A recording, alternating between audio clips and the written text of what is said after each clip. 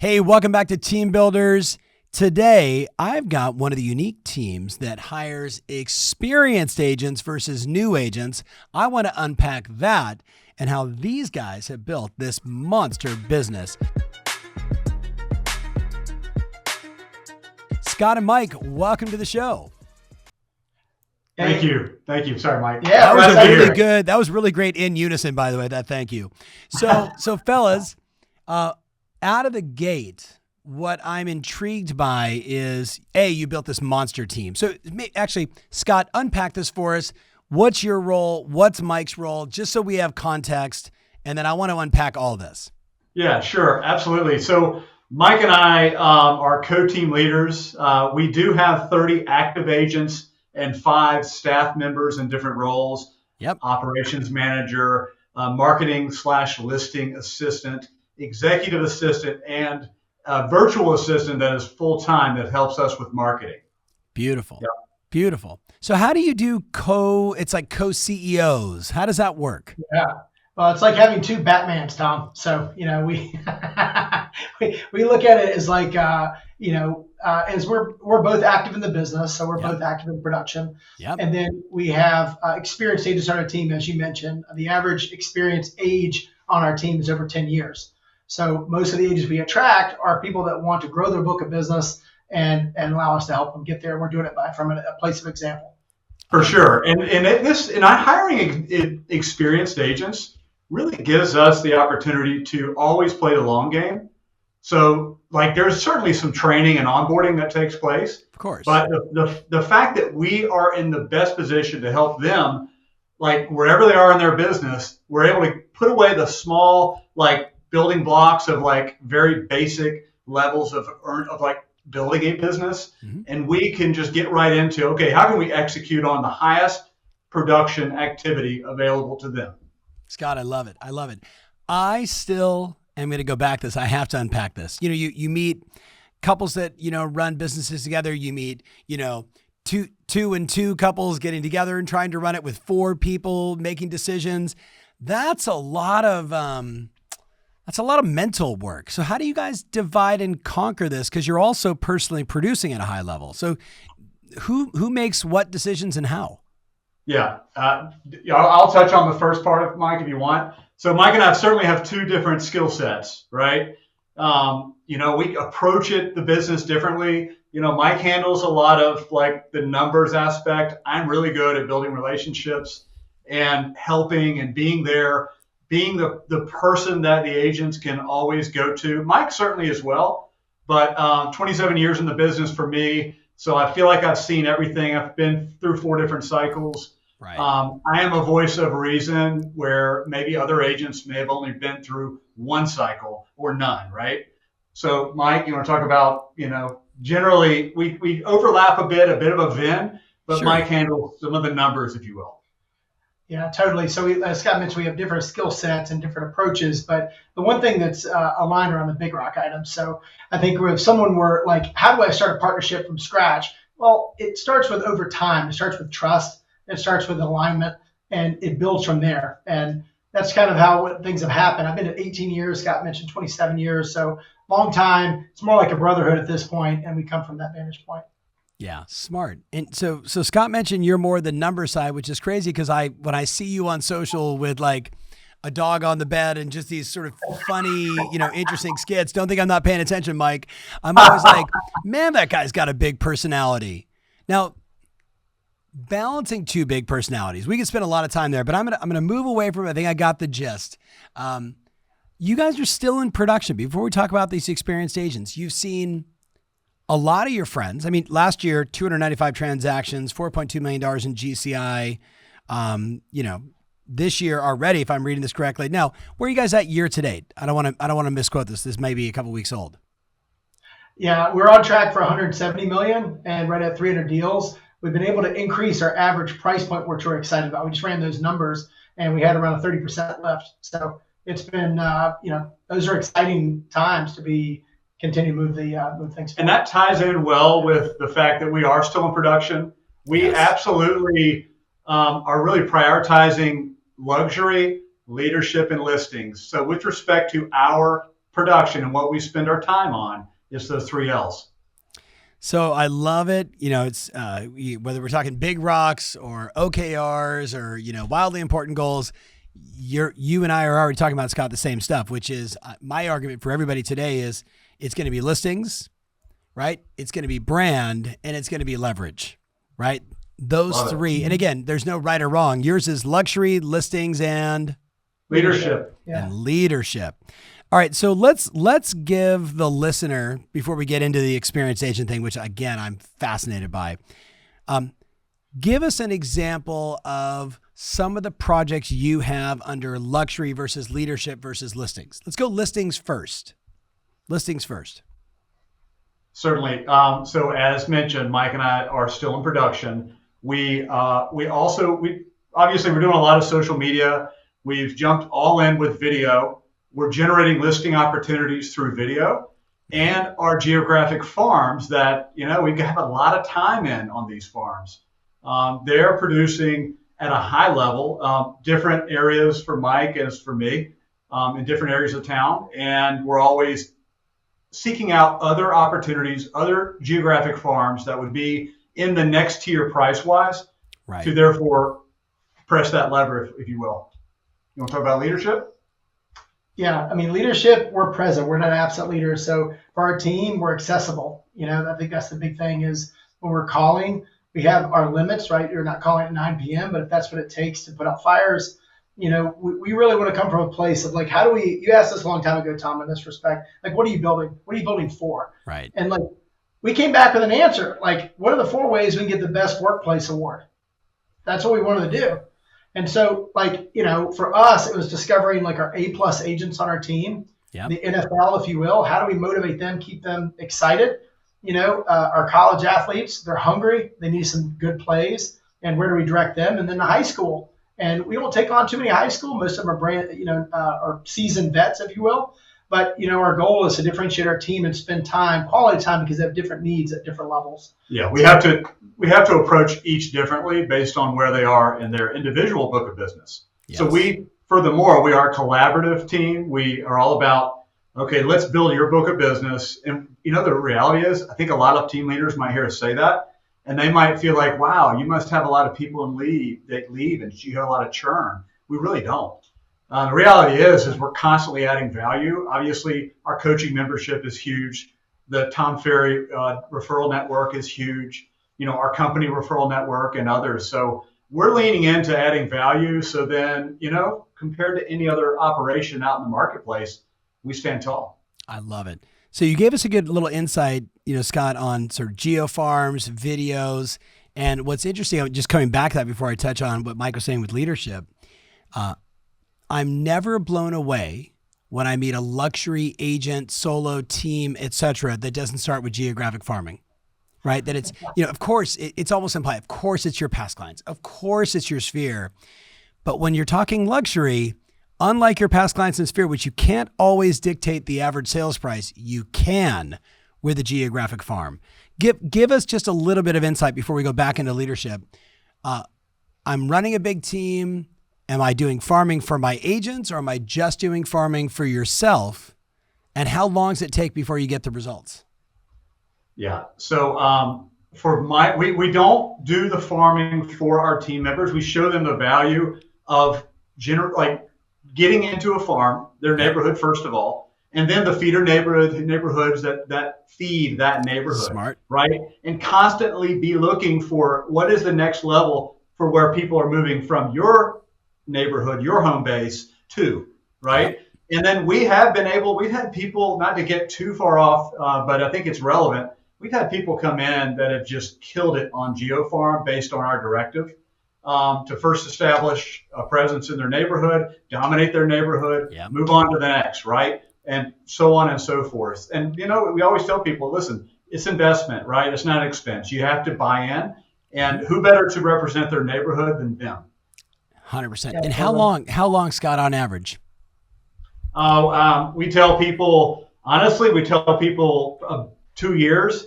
But Mike, the little secret is if we do it right, we can move the needle in 9 months. Absolutely. Love it. Okay. So Mike, You mentioned leadership and a wonderful old example that I've used many times, and I've had, mentors of mine say, every person joining your team is basically in one of three tiers: high school, college, or pro level, right? And I always love that, and you used it perfectly. So how do you lead differently someone that is at the pro level? I'm making this up, Mike. You know the numbers better. They're a $5 or $10 or $15 million producer. They've been selling real estate for the same length of time or longer than Scott. How are you coaching that person up? How are you leading that person when sometimes, not always, but sometimes they kind of feel they already know all the answers? Oh, so true. So true. It's the key point. Yeah. I mean, you're talking about motivated millionaires, like you're at the pro level, you've established yourself, you're credible. I think the one thing we really look for is people that don't have it all figured out forever. Like this notion that I'm still too long. I'm never thinking about what I'm thinking about, and I've got it all figured out. We don't look for people like that. We look for people that say, I'm here because I see what you're doing. You're having fun. You're killing it. And I want to learn from what you're doing because you're obviously doing something different.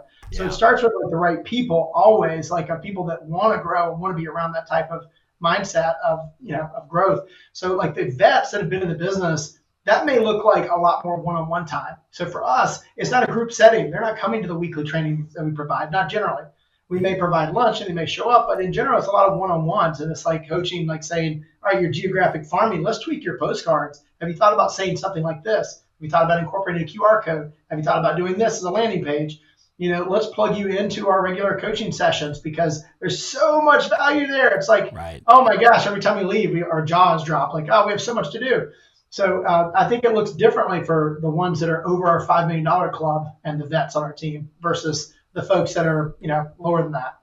For sure. I mean, sorry. Thank you, Scott. Go ahead. One additional point is, to Mike's point, I think it bears repeating. Even the folks that have been in the business a long time are learners. They're leaning into trying to get better, right?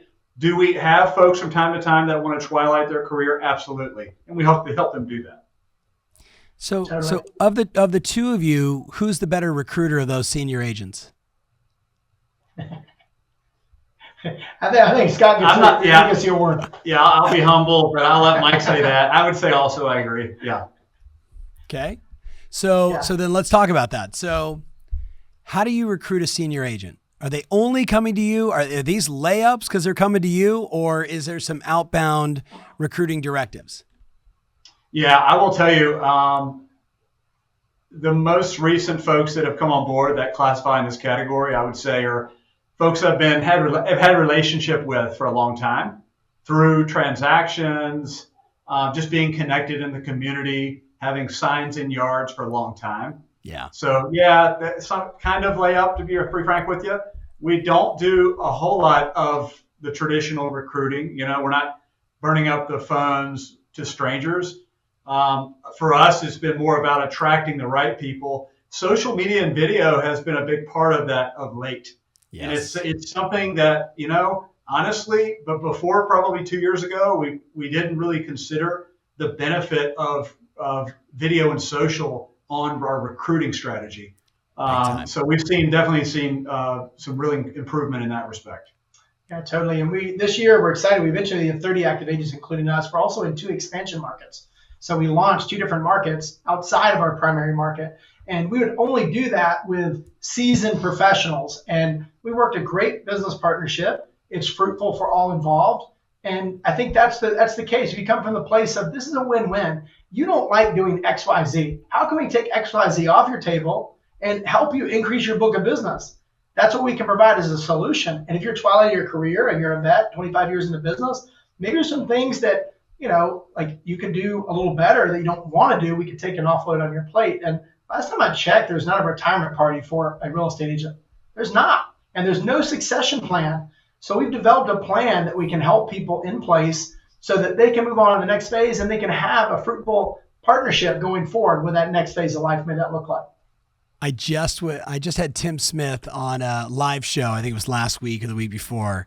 And he was mentioning as this topic is brought up more and more, I wasn't sure if it was on or off camera, but basically Mike, he said the same thing. He's like, I'm finding these agents in my marketplace that they've been legends forever, they just don't want to go through this market. They're like, I own enough real estate, I bought enough houses, but the argument is their book of business, whether it's 100 raving fans or 1,000 raving fans, evaporates into the real estate atmosphere unless somebody else takes it on. So is that an only out of market strategy, or are you doing some of that in market as well? In market for sure, both out of market and in market. Yes. So talk to the listener right now. Scott, you go first, Mike second, whoever, right? Like, talk to the listener about how you approach that person, or how you make that offer as, hey, come with me and you can do less and keep getting referral fees, or whatever the pitch is. Yeah, I mean, obviously, these are folks that we have a longstanding relationship with. There's a level of trust that they have with us. Yep. And these folks that have used this particular agent to represent them over, 15, 20 homes and transactions through the years. Right. The agent that's twilighting their career really needs to have the trust in the person that they're going to use as that referral partner. So for us, the conversation is, hey, listen, we're looking at the numbers. We've seen your numbers slow down a little bit. I know you're wanting to do some traveling. Maybe you have grandchildren. You want to go visit more frequently. We want to allow you to do that, but still continue to earn and to leverage those relationships that you've worked so hard to build. Yes. Yeah, totally. Mike? Yeah, totally. I think it really comes down to what they envision a good partnership to look like. It starts with that. Like, what are the pain points of what their current operations look like? And how can we provide solutions to that first? Because that's like everybody, like if you lead in and you have a good, why question, so you got this business 25 years ago, obviously had a lot of fun and like, what does the next phase of your journey look like? If you give it much thought, like in 5 years, you want to do more traveling? Do you want, help us unpack that? And we're trying to ask really probing questions to get deep so we can provide a solution with that. And we have a variety of different options for those that may be interested. So I think it's so smart, fellas, what you're up to. And we see it in our ecosystem, and I can't name names, but I'm helping two different groups of mega teams merge together. One of which, because basically this dominant team, she basically said, I don't want to sell houses anymore at the scale that I'm at. I don't want to manage the team that I have anymore.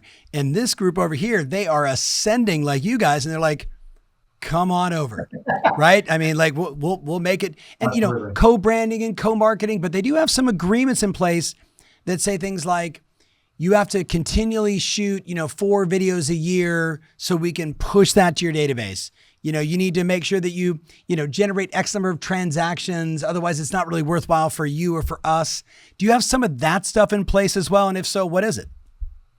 Yeah, so it really comes down to the first year to the 5-year model. So if someone said, in the next 5 years, I see myself kind of fully out of production. Okay, well then let's build out the plan custom to you, what that looks like. So that might look like year 1, we have a partnership of X and Y split, and we're doing most of the work. We would still require that you're involved, like host a client party, introduce us to your database, like warm us up to the idea. These are people you know, love, and trust, and have been forever. Yep. So let us partner with you in that, in the marketing messaging, and we'll build out these templates, we'll build out these things for you, and we'll execute on them. So then, year 2, maybe it's a little less of what you're doing. And by the end of year 5, maybe it's full on, we've just kind of taken over. So if somebody has that desire, what we don't want, and we're not the place where you just come to hang your license, we don't want to be that camp. No. We want to be where productive people go to grow. I love it. I love it. So I think for the listener right now, you're listening to the Team Builder Show. You got Scott and Mike really revealing a very different strategy that one could argue is more of a traditional broker model, right? How do I get experienced agents who bring a book of business and help engineer their success? Now here you two are in this great brokerage and doing it as a team. So someone's going to ask, so I'll ask it on their behalf. How does it work financially? Are they on scaling splits? Are they on the same split? Is everybody different? How do you guys work that out? You can give as much detail or as little bit. Just help us unpack that. Like, someone's going to ask, are they making any money? Yeah, no worries. Absolutely. So certainly we've had people with us for a long time. So we have varying degrees of what that compensation plan might look like. Yes. And for the folks that have been with us the longest, it is different than for folks that have come on, right? Sure. I'm not saying it's necessarily better; it's just different, right? Yes. But we're absolutely value based. So what I mean by that is we have all our team plugged into the coaching platform, right? We're attending events. So most smart business people will recognize you gotta give something up to get something, right? So yes, we're making money. Our team's making money. Mikey, what else you want to add on that? Yeah, I mean, we are a profitable team. We're constantly looking at those numbers saying, how do we add more value and what kind of things do after we give it a year didn't work, and being real with that. At what point do you say, all right, I'm not going to dig my heels in. After 6 months to a year, if it's not working, we need to pivot and make some adjustments. And so we're looking at that constantly and saying, what can we do to do it better? And so the folks that come on, there is a tiered system that we have in the beginning of the year, and then it kind of graduates from there based on a tiered schedule. But that being said, the folks that have come on in like expansion markets, for example, we're generating opportunities for those involved, and that comes at a much lower opportunity, or a much lower split threshold rather. So I think it depends on where they're at in their career and what that partnership looks like. From in the beginning, we started as a boutique brokerage in Charlotte, North Carolina, where we're based, to a team that kind of covers this entire region. We really want to brand ourselves as the Carolina boys, if you will, and the Carolina group, because our goal is to help everybody all over the Carolinas, North and South Carolina included. Yeah, well said. It sounds like there might be some more M&A in the future here. This is getting exciting. So fellas, if I didn't ask you, somebody would smack me the next time I saw him. So as we stand here today, as we film this, interest rates are now at 7. Inflation is rampant and doesn't seem to have any. There's no tell that says anything other than we hope by the end of summer next year it'll curtail, which then interest rates will follow 90 days afterwards. There's political unrest. There's economic woes. The job market is uncertain. Oh shit, let's buy a house. Like there's a lot going on. What are you guys doing today personally in your production and advising these other 28 agents to be relevant, to be thoughtful, to be understanding, but also get the job done and help people buy and sell real estate that want to? What plays are you running differently? Yeah, love that. Love that question. I'll tell you, I am just utilizing my experience. I know this is different than 2008. Yep. But 2009 was my best year to date up to that point. And for me and us, we're putting the throttle down. We're going obviously more video, more social. We're not going to stop spending on our farm. In fact, we're going to expand our farm. The pieces that hit the mailboxes now, we're going to have greater attention because everyone else is pulling back. So going all in with farm and then video. And I would also say, furthermore, getting face-to-face. We're doing more client events. Obviously, we're calling our sphere of influence, our database more regularly, but we are looking for every opportunity to go all in with face-to-face opportunities. We do tailgates for all of our, NFL Panther opportunities here. And, we're constantly reaching out to our database to connect with them, invite them to the tailgate.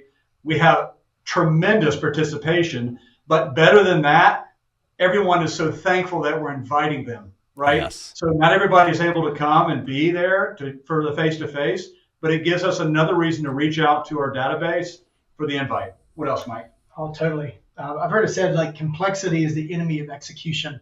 And you got to keep it simple. You just got to do it. So pick up the damn phone and start making calls every day. You know, like that's part of it. And there's the hourglass where we get our hour of power. We're going back to the beautiful basics, right? Prior to coaching, we were very random in terms of regular trainings. We would do it, but it wasn't as intentional as it is now to date. And so, we just tell ourselves every day, I refuse to participate in this recession. I love it. I love it. And what's great is you guys, I mean, if you're listening only, I hope you go to my YouTube channel or watch some of this because they're making these statements. You could see them physically engaged in what they're saying. And doing as many podcasts I do, as many interviews I do, you can see, guys, I can watch you and I can see they're doing it every day. Like your physiology is congruent with your words. Everything is aligned. Like there's no BS meters going off. You guys know what I'm talking about? Absolutely. Yeah, totally. Yeah. I mean, Now, so I'm we just, control the controllables. We're just dialing in to what we have control over, and just really trying to keep the blinders on and keep chopping wood. absolutely. Absolutely. There's so much opportunity in your marketplace. I'm so proud of you guys. So closing thoughts, if you could just talk to every person that wants to start a team, every seasoned team, team leader, or somebody on the team who's listening right now and like, yeah, these guys really resonate for me. What's like the next big thing for you guys to inspire somebody to move forward? Yeah. I mean, frankly, you know what? You gotta invest in something bigger than what you can create individually. Okay. So for me, Mike and I connected. It's easier, like many hands make light work, that term. For Mike and I being co-team leaders, it's a less difficult lift to create a team, right? A team that you want to be a part of, that you're very intentional about building. So I would tell you, like, that'd be my initial advice. Find someone that you align with, someone that maybe have a different skill set, but there's a level of trust and you feel like you're on the same path. Yeah. Mike, what do you got for us? Yeah, I mean, I think in part, like, it all comes down to like really knowing, like, what do you want to accomplish? Like, are you starting a team to make yourself feel good? Do you genuinely need the help? Or do you want to expand like something bigger, as you mentioned, Scott, bigger than yourself? Like, go down to what are you really doing? What are you building? Tom, you asked a great question. We answered that question earlier. Our goal is to create a great environment people want to come into the office to be a part of. So what that looks like for us is Friday dance parties. We like Friday dance parties. And yeah, we document, we have fun, but we're also slaying in the marketplace. And so I think it's a combination of like building something bigger than yourself and also having fun while you're doing it.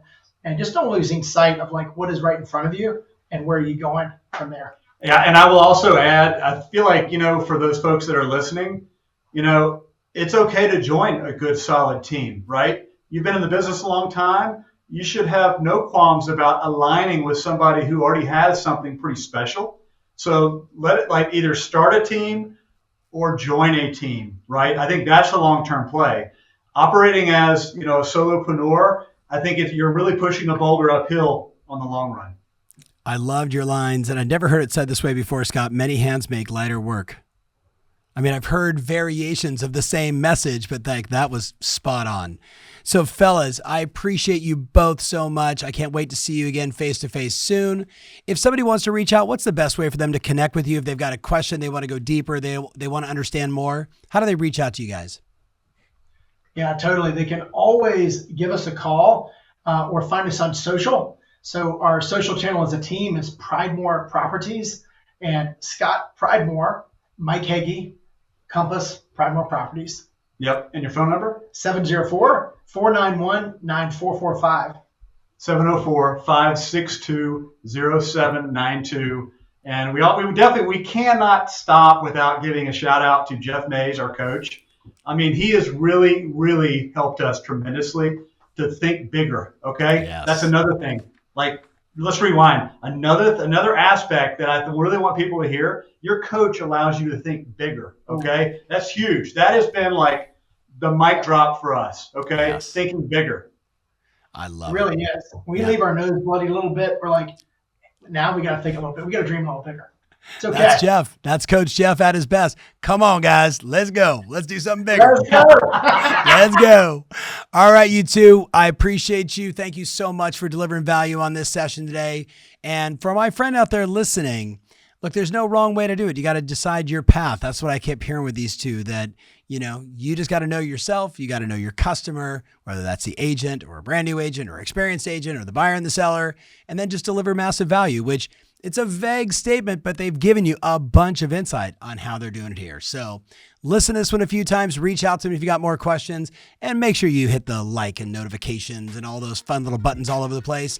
And we'll see you on the next Team Builder Show. Thanks so much, fellas.